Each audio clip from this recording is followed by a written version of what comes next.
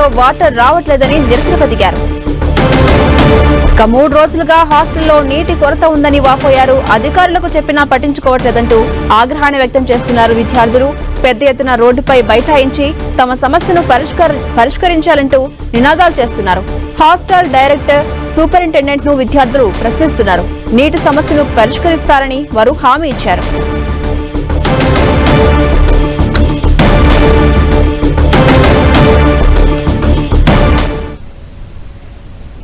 OU విద్యార్థులు రోడ్డుపై బైఠాయించారు. Ladies హాస్టల్లో వాటర్ రావట్లేదని నిరసనకు దిగారు. 3 రోజులుగా హాస్టల్లో నీటి కొరత ఉందని వాపోయారు. అధికారులకు చెప్పినా పట్టించుకోవట్లేదంటూ ఆగ్రహాన్ని వ్యక్తం చేస్తున్నారు విద్యార్థులు. పెద్ద ఎత్తున రోడ్డుపై బైఠాయించి తమ సమస్యను పరిష్కరించాలంటూ నినాదాలు చేశారు. హాస్టల్ డైరెక్టర్, సూపరింటెండెంట్ ను విద్యార్థులు నిలదీశారు. నీటి సమస్యను పరిష్కరిస్తామని వారు ఈ నేపథ్యంలో హామీ ఇచ్చారు.